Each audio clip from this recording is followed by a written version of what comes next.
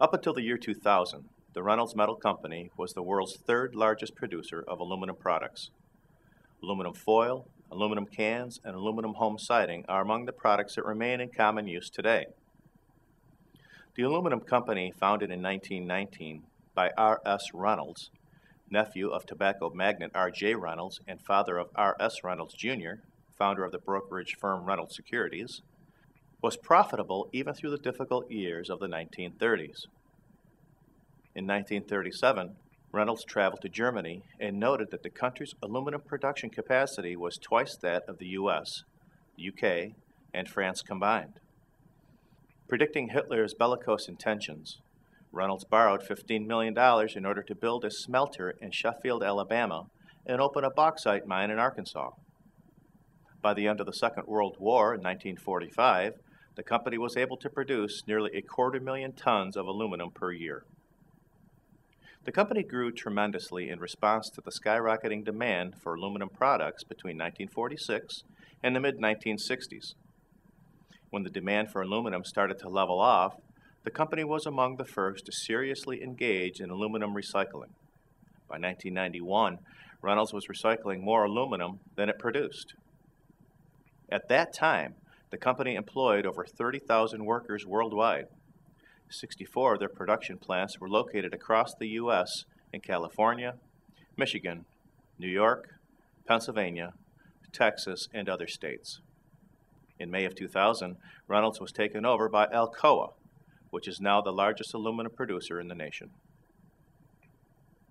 Although modern aluminum manufacturing methods are performed at much lower temperatures than in the early days, alumina must still be heated to around 1600 degrees Fahrenheit, or about 980 Celsius. In aluminum plants, this process takes place in the pot room. It is in such places that fire and heat-resistant asbestos insulation has been used in the past. Because aluminum companies such as Reynolds, or in this case its successor Alcoa, are not themselves asbestos manufacturers, but rather employ asbestos products purchased from outside parties, lawsuits against such companies may be based on premises liability rather than product liability. The theory here is that the owner and/or occupier of property are legally responsible for events that occur on said property. In the case of such an asbestos suit against an industry that is not itself an asbestos manufacturer, the outcome can vary depending on the jurisdiction and the status of the plaintiff. A plaintiff who was employed in an aluminum plant, assigned duty in an area in which he or she was exposed to asbestos and subsequently contracted mesothelioma, has a better chance of recovering his or her monetary expenses as well as compensation for pain and suffering under premises liability than an independent contractor or frequent visitor. The drawback in applying premises liability to an industrial operation is that it is often difficult to prove deliberate negligence. The management of an aluminum company that installed asbestos may or may not have known of its health hazards. For this reason, a lawsuit initially based on premises liability against the aluminum company generally becomes a product liability action against the manufacturer of the asbestos product. Thank you for watching.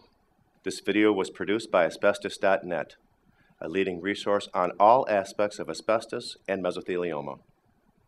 Our priority is to inform victims about the devastating effects of asbestos exposure, mesothelioma, asbestos cancer, asbestosis, and other asbestos-related diseases, and to advise them with a wealth of information. Individuals whose lives have been touched by mesothelioma have numerous questions and concerns. Their caregivers and family members also need accurate, reliable information. If you or a loved one have been diagnosed with mesothelioma or asbestos cancer and need more information, we invite you to visit and explore the thousands of pages of oncologist-reviewed material on Asbestos.net, to call our convenient toll-free number shown below and speak with a mesothelioma specialist, or to use the simple contact form found at Asbestos.net to request a free copy of our informative books, custom inserts, and DVD. Asbestos.net. Information and help for patients and families.